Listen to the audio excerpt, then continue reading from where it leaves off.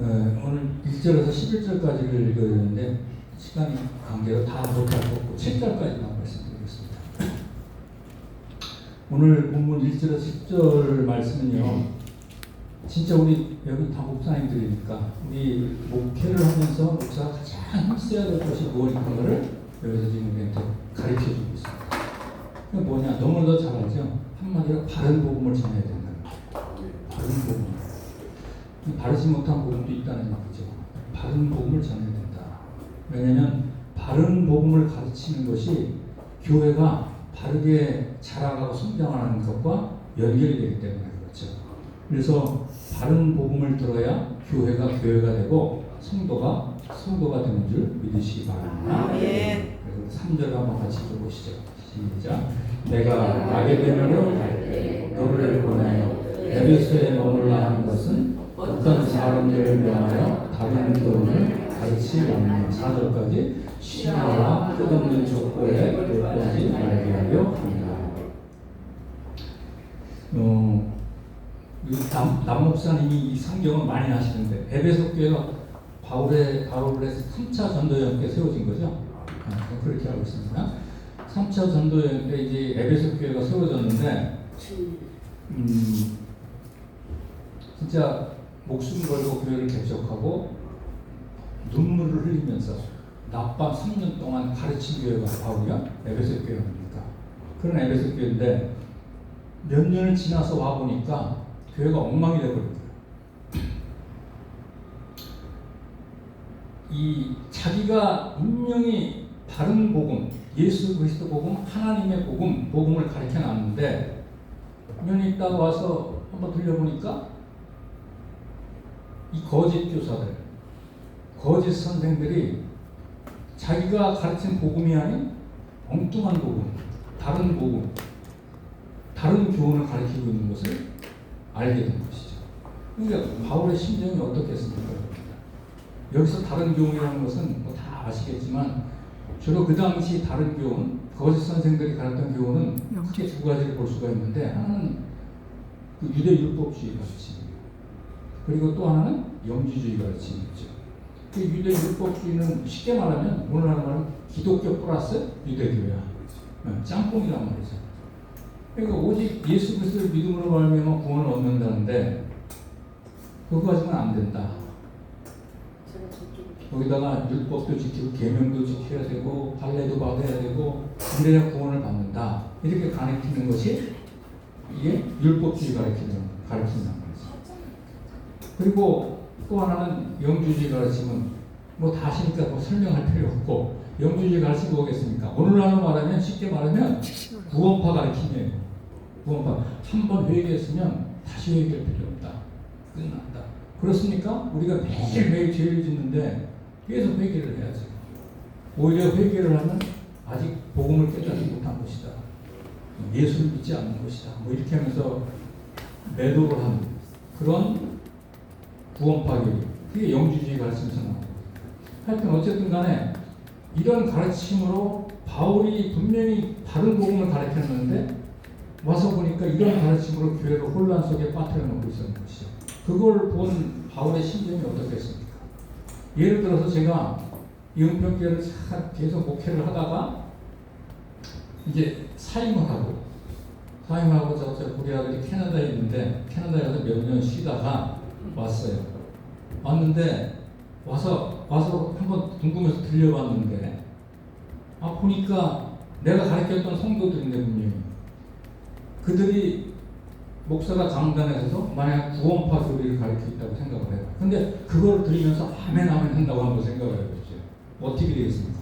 억장이 무너지는 거거든요. 바울의 심정이 됐을 거라는 거죠. 바울의 심정. 그래서 바울이 마게도냐로 가면서 뭐라고 합니까? 디모데를 에베소 교회에 둔 것입니다. 에베소 교회에 둬서 디모데야, 이 교회가, 이 에베소 교회가 내가 정말 눈물로 개척해서 눈물로 3년을 가르치고 있다. 그러니까 이 교회에 다른 복음이 판치지 못하게 하라. 거짓 교사들이 판치지 못하게 하라. 바른 복음을 가르쳐라. 이런 마음을 가지고 생각을 가지고 디모데를 갖다가 에베소 교회에 세운 거란 말이죠. 그래서 우리 4절 한번 읽어봅시다. 시작. 신하와 끝없는 족보에 몰두하지 말게 하려 함이라. 뿐만이 아니에요. 와서 보니까 거짓 교사들이 다른 복음을 가르치고 있고, 그 다음에 또 교회 안에서 보니까 복음이 아닌 엉뚱한 데다가 몰두를 하고 있는 것을 봤어요. 어디에다가 몰두를 합니까? 창념을 합니까? 먼저 신화. 이 신화는 이런 이방 헬라인들이 헬라 문화의 영향을 받아가지고 이런 로마, 그리스 신화, 거기 나오는 무상신들이 모든 일에다가 영향을 미친다고 생각했어요. 이방 사람들, 헬라 사람들. 근데 그게 교회 안에 들어와서도 그 영향에서 벗어나지 못하고 있는 거예요. 오늘날로 말하면, 쉽게 말하면 교회 나오면서 미신 있는 거랑 똑같은 거예요. 미신 있는 거예요. 교회 나와서 무당 찾아가는 사람들 많죠. 그리고 교회 다니면서도 뭐합니까? 자녀들 시집 보내고 장가 보낼 때, 그리고 이사 갈 때, 나를 택하잖아요. 무슨 날이야 이게? 그게 귀신이 역사하는 날이에요? 소름 난다. 예수 믿으면서 그런 사람들이 많이 있다니까요. 그게 우리나라 말하면 신화에 몰두하는 거예요. 그런 경우들이. 그리고 또 족보에 몰두했어요. 유대인들은 자기들은 그랬잖아요. 하나님 택한 선민이다. 그러니까 구원은 따놓은 당상이다. 그걸 아주 뿌듯하게 자부심 가지고 자랑을 하고 다니는데, 그래서 자기들은 어디에 몰두하면 족보에다 몰두하는 거야. 나는 레위지파 아론의 27대 손이다. 막 이런 걸 가지고 그냥 자랑하면서 다니는 거지. 지금. 우리 집안은, 우리 민족은 구원받았고 우리 집안은 거기서 이런 집안이야 하면서 족보에 몰두를 했다는 거지. 또 오늘날로 말하면 뭐가 있을까요? 오늘날로 말하면 예수 믿으면서 쉽게 말하면 이거예요. 나는 모태신앙이야. 우리 집안은 기독교 3대 집안이야. 그게 어쩌다는 거예요? 지금 자기 신앙 상태가 더 중요한 거지. 모태신앙이면 뭐예요? 자기 신앙이 엉망이야. 근데 그런 거 자랑하고 다니는 거랑 똑같은 비슷한 게 말하는 거지.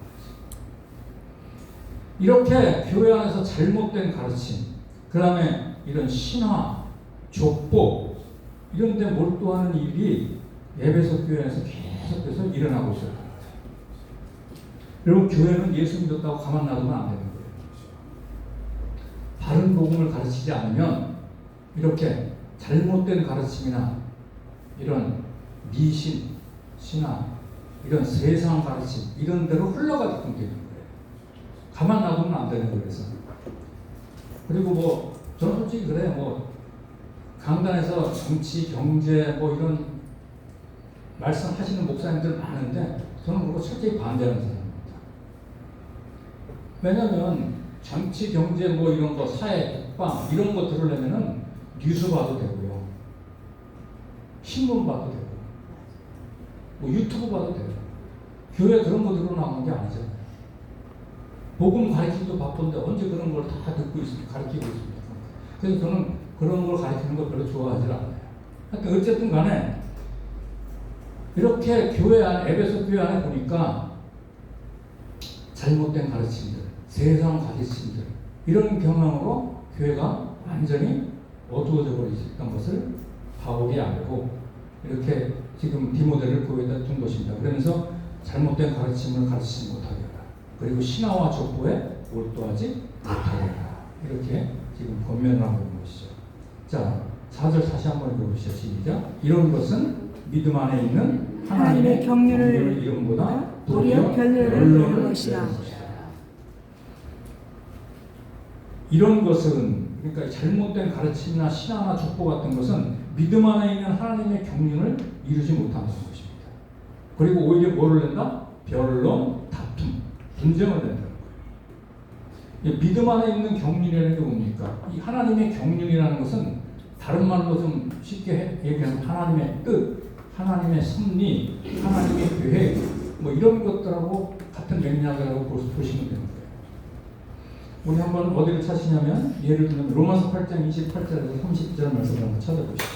로마서 하나님의 뜻대로 부르시는 8장 28절에서 30절 말씀.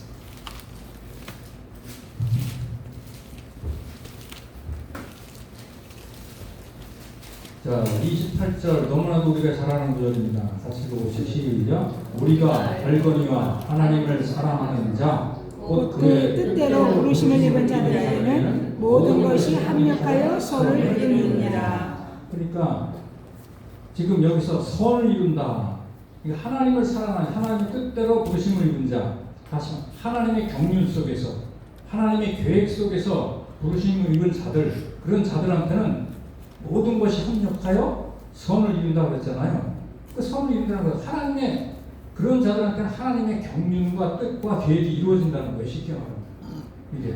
근데 그게 어떻게 이루어지느냐? 29절 시작. 하나님이 미리 아신 자들을 또한 그 아들의 형상을 본받게 하기 위하여 미리 정하셨으니 이는 그로 많은 형제 중에서 아들이 되려 하시니라. 자, 하나님께서는 창세전에 어떤 자들을 예지예정을 하셨다 이렇게 말하고 있어요. 지금 오늘 29절에 보니까 창세전에 어떤 자들을 예지예정하셨다. 왜 예지예정을 하셨냐? 하나님의 형상을 본받게 해서 예수님이 하나님의 그들 형제 중에서 맏아들이 되도록 하기 위해서 어떤 자들을, 저와 여러분들을 창세전에 예정하셨다. 아시고 미리 정하셨다. 이렇게 말씀하고 있어요. 자, 그리고 그러면 그 다음에 30절 읽어보세요. 시작. 또 미리 정하신 그들을 또한 부르시고 부르신 그들을 또한 의롭다 하시고 의롭다 하신 그들을 또한 영화롭게 하셨느니라. 하나님께서 창세전에 예정하신 자들은 때가 되면 어떻게 된다는 겁니까? 어떤 계기를 통해서 이 전도자가 전하는 복음을 듣게 해서 부르신다는 거예요. 쉽게 말하면 복음을 듣게 하셔서 뭐 한다는 거예요? 믿게 하신다는 거예요. 그게 부르시는 거예요.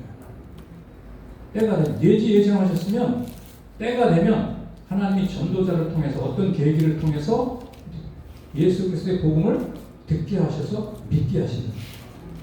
그게 부르시는 겁니다. 그 다음에 부르셨으면 또 뭐라고 합니까?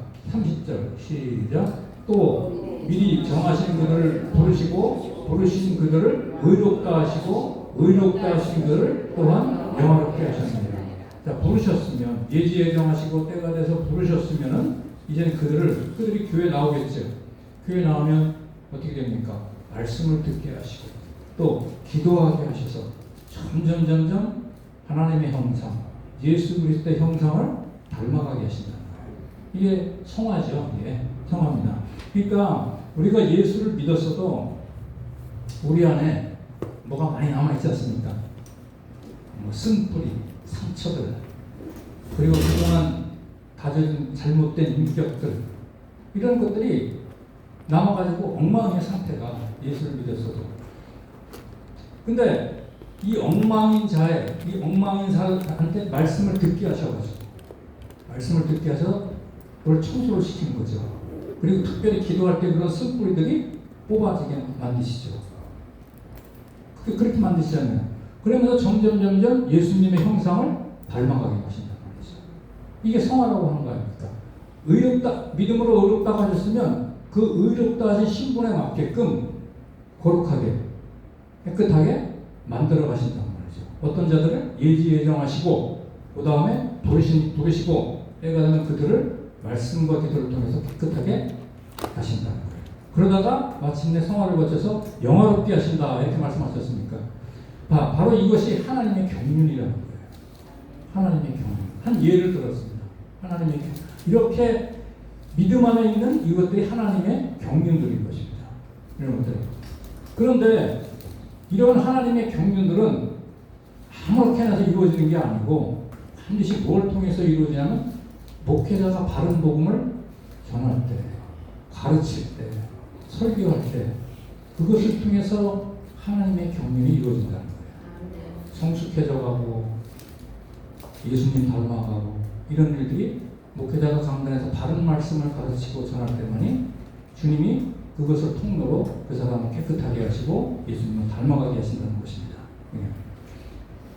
그런데 잘못된 가르침, 여기 보니까 오늘 읽어보니까 뭡니까? 율법주의 가르침, 영주주의 가르침, 또 어떤 신화나 족보, 정치, 경제, 사회, 문화 등등등 이런 얘기를 강단에서 하게 되면은 하나님의 경륜이 그걸 통해서 이루어지지 않는다는 거예요. 오히려 뭐를 낸다고 했어요? 변론만 낸다고 했어요. 다툼, 분쟁만 낸다고 했습니다.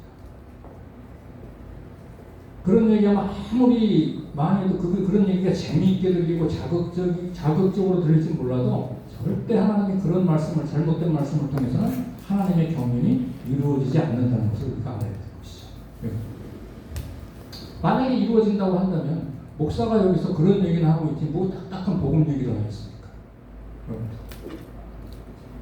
그래서 사도 바울이 이런 것들을 가르치지 못하도록 바른 복음을 가르치라고 디모데를 에베소 교회 목사가 세우셨다는 것을 여러분들 믿으시기 바랍니다. 네. 그러므로 강단에서 목회자가 가급적이면 하나님 말씀 선포하는 것 외에는 다른 말씀을 절제하는 것이 옳은 거예요. 자, 그 다음에 우리 5절 읽어봅시다. 5절 시작. 이 교훈의 목적은 청결한 마음과 선한 양심과 거짓이 없는 믿음에서 나오는 사랑이거늘. 자, 이 교훈의 목적 그랬습니다. 이 교훈, 바른 교훈의 목적. 바른 교훈의 목적은 뭐냐면, 그러니까 쉽게 말하면 목사가 바른 교훈을 설교하는 목적이 뭐냐? 목사가 강단에서 바른 교훈을 가르치는 목적이 뭐냐? 세 가지를 얘기하죠 지금. 첫 번째 뭡니까? 청결한 마음을 갖게 하는 거예요, 성도들. 두 번째는 선한 양심을 갖게 하는 거예요. 세 번째는 거짓 없는 믿음에서 나오는 사랑을 갖게 하는 거예요.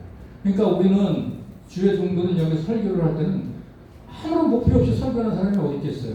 목표가 있는 거예요, 설교자들은. 그 목표가 뭐냐? 청결한 마음을 갖게 하고 선한 양심을 갖게 하고 그 다음에 거짓 없는 믿음에서 나오는 사랑을 갖게 하는 거예요. 이 목표를 가지고 우리는 여기 설교를 하는 거란 말이죠. 그럼 청결한 마음, 바른 복음이 선포되면, 쉽게 말해서 바른 말씀이 그 마음밭에 떨어지면은 그동안 그 타락한 본성과 감정에 이끌려서 살았던 지난 자기의 삶이 보이게끔 되는 것입니다. 그러니까 뭐 하겠어요? 어떻게 되겠어? 아, 내가 그동안 엉망으로 살았구나. 내가 지금 하나님의 형상대로 지은 그 모습에서 벗어났구나. 이걸 보게 된단 말이죠. 그럼 어떻게 됩니까? 회개하게 되잖아요. 회개되는 거예요. 이게 회개를 하게 되니까 그 마음이 청소가 되는 거예요. 그 마음이 청소가 되니까 청결한 마음, 깨끗한 마음을 갖게 되는 거란 말이죠. 그래서 이 청결한 마음을 갖게 되니까 마태복음에 보니까 어떻게 되어 있어요? 마음이 청결한 자는 하나님을 볼 것이요. 복이 있나니 저가 하나님을 볼 것이며 했어요. 그러니까 하나님을 본다는 말이 무슨 뜻이에요? 하나님을 만나고 하나님의 음성을 듣고 하나님과 교통하게 된다는 얘기 아닙니까? 어떤 자가 가능하다는 거예요? 마음이 청결한 자. 그러니까 설교자가 설교하는 목적을 강단에서 선포하는 제일 첫 번째 목적은 뭐예요? 바른 복음을 전파해서 우리 사랑하는 성도들로 하여금 청결한 마음을 갖게 해가지고 하나님을 만나게 해야 되겠다. 하나님을 보게 해야 되겠다. 하나님의 음성을 듣게 해야 되겠다. 이 목적을 가지고 설교를 한다는 말이에요. 이 목적을 가지고 바른 설교를 한다 이거죠. 바른 복음을. 그 다음에 두 번째가 뭐죠? 선한 양심을 갖게 하는 거예요.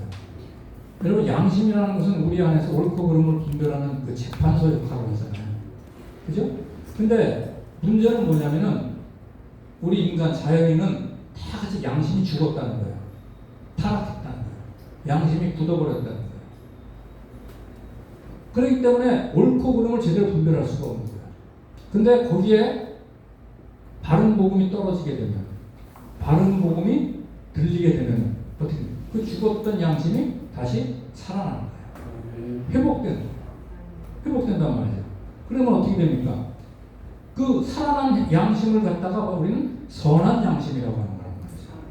그 선한 양심에서 뭐가 난 거예요? 선한 삶이 나온 거란 말이죠. 선한 양심에서.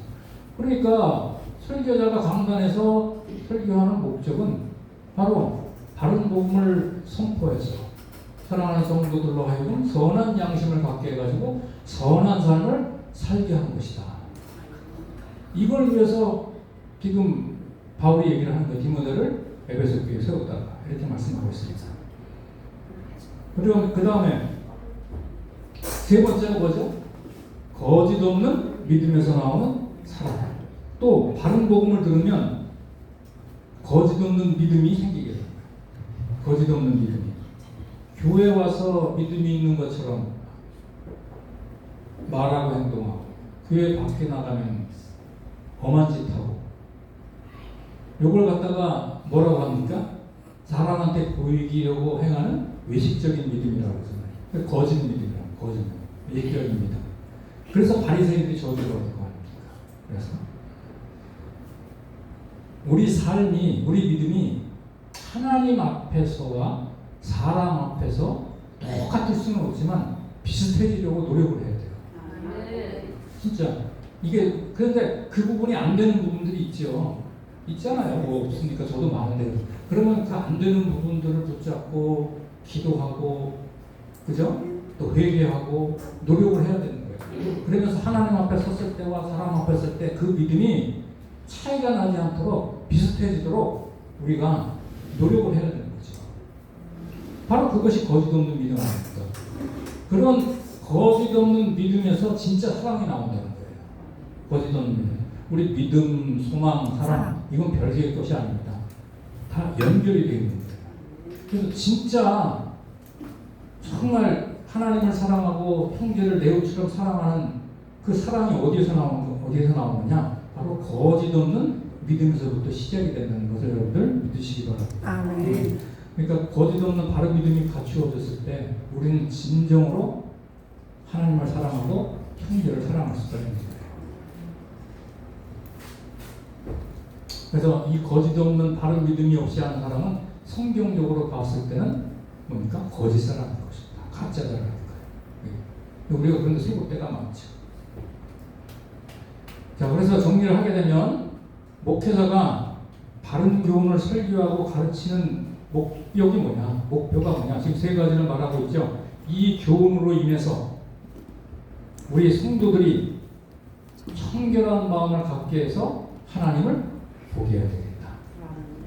그 다음에 선한 양심을 갖게 해서 선한 삶을 살게 해야 되겠다. 그 다음에 거짓 없는 믿음을 갖게 해서 거기서 나오는 사랑으로 하나님을 진정으로 사랑하고 형제, 이웃을 내 몸같이 사랑하는 자로 세워야 되겠다. 바로 이런 목표를 가지고 설교를 한 거라는 말이에요. 제 말입니까? 여기 그렇게 되어 있잖아요. 다시 한번 읽어보세요. 5절 시작. 이 교훈의 목적은 청결한 마음과 선한 양심과 거짓이 없는 믿음에서 나오는 사랑이거늘. 여러분 다 종들이니까 우리가 이제 이런 목표를 가지고 설교하고 이런 목표를 가지고 바른 복음을 전할 수 있기를 바랍니다. 아멘. 6절 같이 시작. 사람들이 위에서 벗어나 헛된 말에 빠져. 문제가 뭐냐? 너무나 많은, 여기 분명히 그러잖아요. 너무나 많은, 오늘날 많은 목회자들이 바른 복음에서 벗어났다고 이렇게 하고 있어요. 여기서 사람들은, 여기서 선생들, 일반 선생들, 교사들을 얘기하는 거죠. 오늘날 말하면 목사들을 얘기하는 거예요. 여기서 많이 벗어났다. 이렇게 얘기하고 있습니다. 청결한 마음, 선한 양심, 거짓 없는 믿음에서 나오는 사랑을 목표해서 바른 복음을 가르치고 설교를 해야 되는데 여기서 벗어나서 계속 헛된 말에 빠져서 헛된 것을 가르치고 있다는 거예요.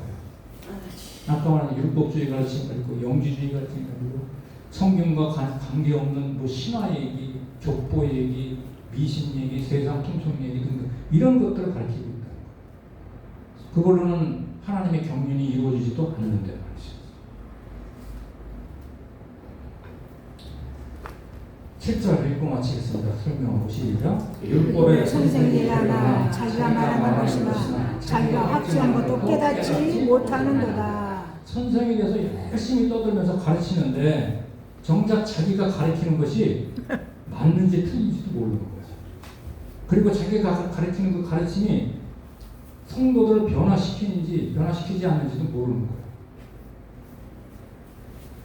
자기가 지금 율법을 지켜야 율법주의자가 여기서 설교를 해요. 율법을 지켜야 예수 믿어도 구원을 얻지만 그거는 부족합니다. 율법을 지켜야 계명을 지켜야 구원을 얻습니다. 라고 설교를 해요. 그게 맞는 말입니까? 우리 아니잖아요. 그런 경우도 얼마나 많은데